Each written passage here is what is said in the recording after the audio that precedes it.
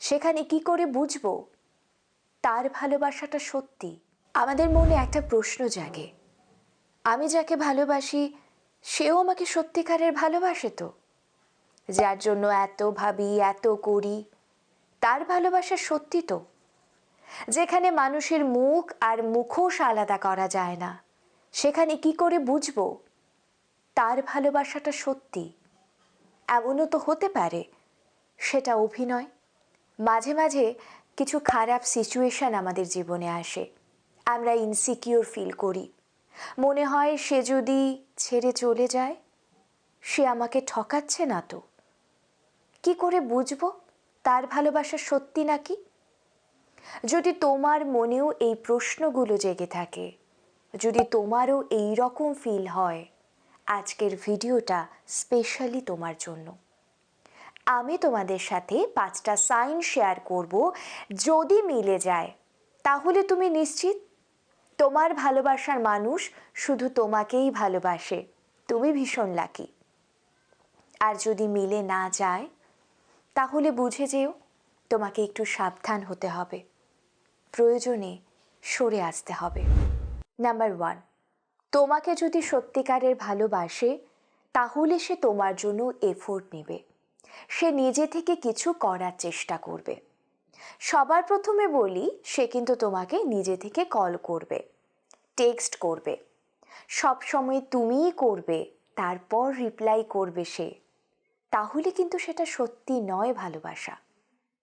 যে মন থেকে ভালোবাসে সে কিন্তু এফোর্ট নিয়ে তোমার খোঁজ খবর নেবে, তোমার কেয়ার করবে।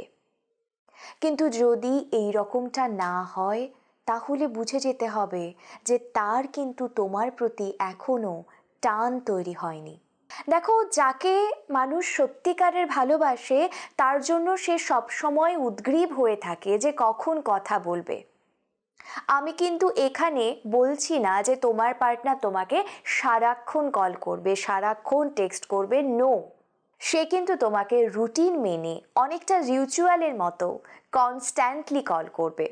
এটা যদি সে মেনটেন করে তাহলে বুঝে যাবে সে তোমাকে সত্যিকারের ভালোবাসে। নাম্বার 2, যদি কেউ কাউকে সত্যিকারের ভালোবাসে তার চোখের দিকে তাকালেই তুমি বুঝে যেতে পারবে যে সে তোমাকে ভালোবাসে। ভালোবাসার মানুষটি সামনে এলে তার একটা পরিবর্তন হয় চোখের মুখের, সেটা কিন্তু তুমি তার মধ্যে দেখতে পারবে। তুমি সামনে থাকলে সে কিন্তু কখনোই মোবাইল নিয়ে সময় কাটাবে না, কল করে বন্ধুদের সাথে কথা বলবে না। যেইটুকু তুমি তার সাথে থাকবে সেই সময়টুকু শুধু তোমাকেই দিতে চাইবে।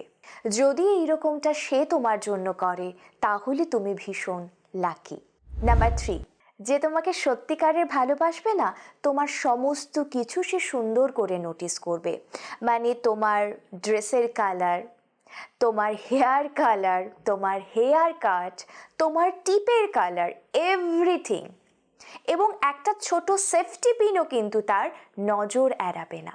সে তোমাকে কমপ্লিমেন্ট দেবে এবং এটা ওটা নিয়ে বলবে। একইভাবে কেউ যদি ভালো না বাসে সে কিন্তু এই জিনিসগুলো কখনোই খেয়াল করবে না। তুমি খেয়াল করে দেখবে যখন তুমি তার সামনে থাকো, যদি তার মুখে মুগ্ধতা ফুটে ওঠে তাহলে বুঝে যেও সে তোমাকে ভালোবাসে।